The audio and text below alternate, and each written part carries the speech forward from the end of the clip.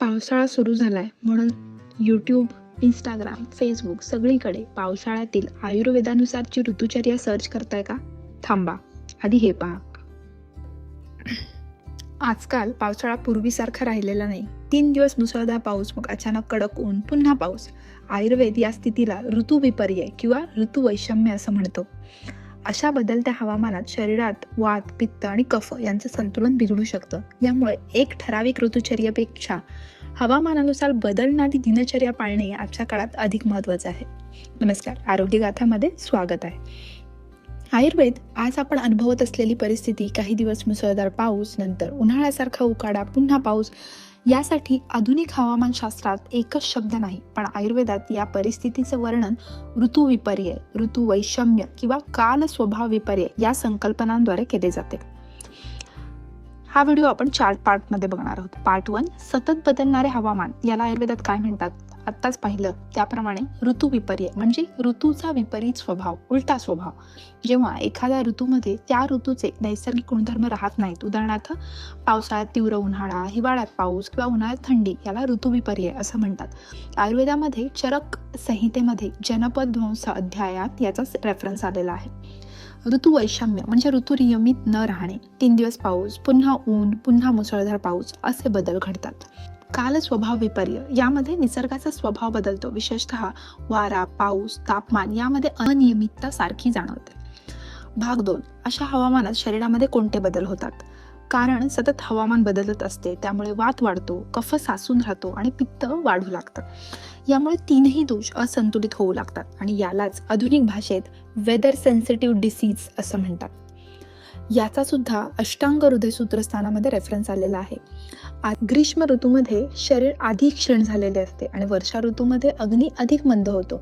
पावसामुळे भूमीमध्ये म्हणजेच जमिनीमध्ये आर्द्रता वाढते, त्यामुळे दोषांचे संतुलन बिघडण्याची शक्यता सुद्धा वाढते.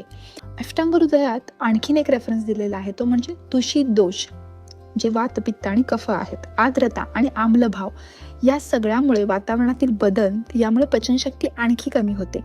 यालाच सतत ऋतू बदल किंवा अनियमित हवामान असं आपण म्हणतो. या सगळ्यामुळे शरीराला वातावरणाशी जुळवून घ्यायला वेळच मिळत नाही आणि रोगप्रतिकार शक्ती कमी होते. परिणामी सर्दी, ताप, ॲलर्जी आणि यांसारखे अनेक विकार वाढायला लागतात. भाग 3, अशा मिश्र हवामानात दिनचर्या कशी ठेवावी? तर सकाळची सुरुवात कोमट पाण्याने, हलका व्यायाम, प्राणायामाने करावी. नस्य हा या काळामध्ये इम्युनिटी बूस्ट करण्यासाठी आणि शरीरातील दोष बॅलन्स करण्यासाठी एक उत्तम उपाय ठरू शकतो. आहार, हवामानानुसार आहार बदला. पाऊस असेल तर गरम, ताजे, हलके, सूप असलेले किंवा मूग, तूप यांसारख्या युक्त घटकांचा आहार घ्या. उकाळा असेल तर पुरेसे पाणी, नारळ पाणी, मात्र प्रकृतीनुसार मग ठरवून.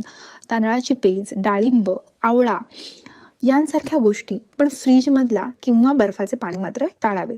कपड्यांमध्ये कुठला बदल करायला हवा? तर सतत वातावरणात बदल होत असल्यामुळे लेअरिंग केलेले कपडे आपण वापरू शकतो. ओले असतील कपडे तर मात्र लगेच बदलावेत. झोप, रात्री पुरेशी झोप घेणे आणि दिवा स्वाप म्हणजे दिवसा झोप टाळणे हे एक उत्तम आरोग्य टिकवण्याचं गुपित आहे. भाग 4, आयुर्वेदिक प्रतिबंधात्मक उपाय. यामध्ये पथ्य आणि अपथ्य अशा 2 गोष्टी बघणार आहोत. पथ्यामध्ये उकळलेलं पाणी, उकळून थंड केलेलं पाणी, सुंठ, जिरे, हिंग, लसूण, हळद यांसारख्या घटकांचा आहारामध्ये समावेश. नियमित अभ्यंग तीळ तेलाने किंवा कोकोनट ऑइलने सुद्धा करू शकतो. पाय कोरडे ठेवणे आणि अग्नी म्हणजेच पचनाचा अग्नी जपणे या गोष्टी महत्त्वाच्या आहेत. अपथ्य कुठल्या गोष्टी आहेत? तर दही विशेषतः रात्री घेणे टाळून द्यावे. कच्चे सॅलड असेल, रस्त्यावरील उघडे अन्न, थंड पेय, बर्फ, खूप तेलकट असलेले पदार्थ आणि दिवसा झोपणे या गोष्टी टाळाव्या. नंबर 5, वर्षा ऋतूमध्ये असे कुठले 5 सामान्य आजार आहेत ते पाहूया. नंबर 1, अपचन, ज्याच्यामध्ये अजीर्ण सुद्धा येतं आणि याचं कारण मंद अग्नी हा असतो.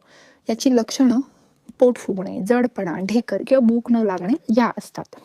याच्यात कोणते उपाय करू शकतो? तर सुंठ, जिरे, हिंग आणि ओवा यांचा काढा घेणे किंवा यांना आहारामध्ये समाविष्ट करणे हा एक उत्तम उपाय आहे. पथ्यामध्ये मुगाची खिचडी, भाजलेले जिरे किंवा जिरे घालून घेतलेले ताक या गोष्टी सुद्धा कामाला येतात. अपथ्यामध्ये थंड पेय, फास्ट फूड आणि तळलेले पदार्थ टाळावेत. आजार नंबर 2, वारंवार होणारा सर्दी खोकला. वात आणि कफ वाढत राहणे यामुळे हा आजार होतो. कोमट पाणी, हळद, तुळशी, सुंठ यांसारख्या गोष्टी वापरू शकतो. सीतोपलादी चूर्ण यांसारखे चूर्ण सुद्धा आयुर्वेदिक तज्ज्ञांच्या सल्ल्याने घेणे खूप हितकर ठरते. पथ्यामध्ये गरम सूप, गरम पाणी किंवा सांगितलेल्या द्रव्यांचा काढा हा सुद्धा एक उत्तम काम करणारा घटक आहे. आईस्क्रीम, थंड पेय, दही यांसारख्या गोष्टी मात्र टाळाव्यात. आजार नंबर 3, सांधेदुखी. पावसाळ्यामुळे वात वाढल्यामुळे सांधेदुखी किंवा शरीरातल्या कुठल्याही सांध्यांवर असलेली वेदना ही वाढू लागते. अशा वेळी कोमट तेलाने अभ्यंग, गरम पाण्याचा शेक ज्याला आपण स्वेदन म्हणतो आणि वातशामक आहार हे खूप उत्तम रिझल्ट्स दाखवतात. आजार नंबर 4, वारंवार त्वचेचे फंगल इन्फेक्शन. ओलसर वातावरणामुळे किंवा हवेतील आर्द्रता यामुळे फंगल इन्फेक्शन वाढण्याचे परिणाम आपल्याला दिसतात.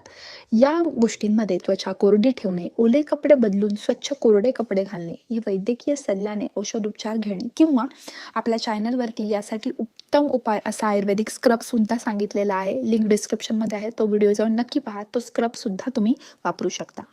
नंबर 5, जुलाब किंवा गॅस्ट्रोएंटरायटिस. दूषित पाणी, अस्वच्छ अन्न, रस्त्यावरील खाणे, तेलकट पदार्थ, जंक फूड यांसारख्यामुळे जुलाब होण्याचे पावसाळ्यात प्रमाण जास्त असते. यावर उपाय म्हणून उकळलेले पाणी, ताजे अन्न, ORS जर गरज पडल्यास, खूप डिहायड्रेशन वाटल्यास घेऊ शकतो. निर्जलीकरण टाळावे, डिहायड्रेशन टाळावे आणि गंभीर लक्षणं असल्यास त्वरित डॉक्टरांचा सल्ला नक्की घ्या. या व्यतिरिक्त व्हायरल फीवर, ॲलर्जिक रायनायटिस, अस्थमा, दमासारखे त्रास किंवा मायग्रेन ही लक्षणे सुद्धा, हे आजार सुद्धा वाढू शकतात. यांकडे सुद्धा लक्ष देणे गरजेचे आहे. हे सर्वांवरती उत्तम उपाय म्हणजे योग्य दिनचर्या, व्यवस्थित झोप आणि योग्य आहार जर आपण ठेवला तर नक्कीच आपण या वर्षा ऋतूमध्ये होणाऱ्या विविध आजारांपासून स्वतःला संरक्षित करू शकतो. असेच व्हिडिओ पाहण्यासाठी चॅनलला लाईक करा, शेअर करा आणि सबस्क्राईब करायला विसरू नका.